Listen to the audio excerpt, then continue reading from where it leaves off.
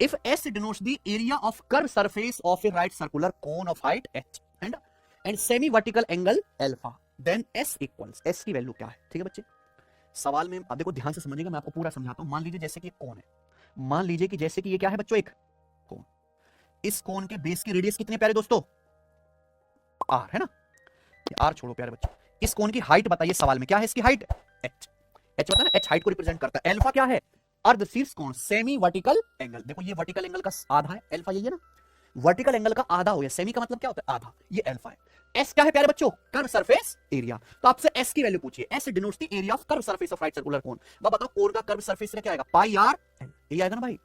अब आप खुद सोचो कि इस सवाल का ऑप्शन देखिए, आंसर जो है वो केवल एच और अल्फा की टर्म में बताना है ना। तो आप क्या करोगे? त्रिकोणमिति की हेल्प करके यहां कोन की रेडियस को और कोन की स्लांट हाइट को निकालोगे, एच की टर्म में निकालोगे। तो आप बताओ कहीं से भी 1/3 आएगा?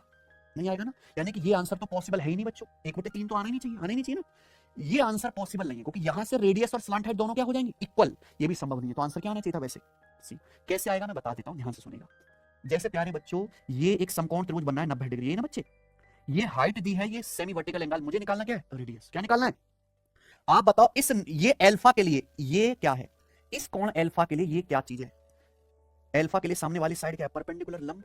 और ये क्या है प्यारे बच्चों? बेस सटा हुआ क्या है? बेस।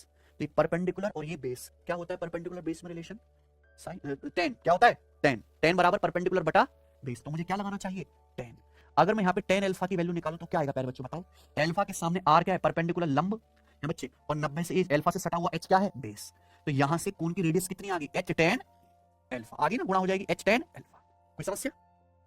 ऐसे ही प्यारे बच्चों अब मुझे क्या निकालना है? कोण की स्लांट हाइट, ये निकालनी है। अब आप खुद बताओ इस वाले कोण अल्फा के लिए ये एच क्या है? बेस।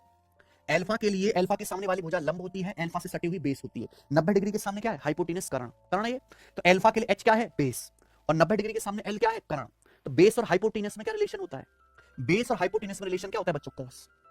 कॉस अल्फा क्या होता है? बेस बटे हाइपोटेनस। आप बताओ अल्फा के लिए बेस कितना है? एच, और 90 डिग्री के सामने हाइपोटेनस क्या है? एल।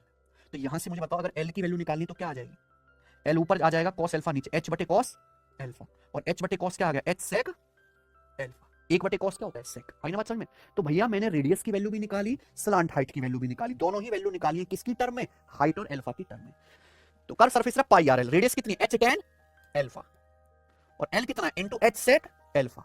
तो वैल्यू रखो तो प्यारे बच्चों क्या आएगा? पाई एच गुणा H square, pi H square tan alpha sec alpha. क्या है? Option number C. लेकिन ये सवाल ऑप्शन सी हो जाता ना, कोई दिक्कत है?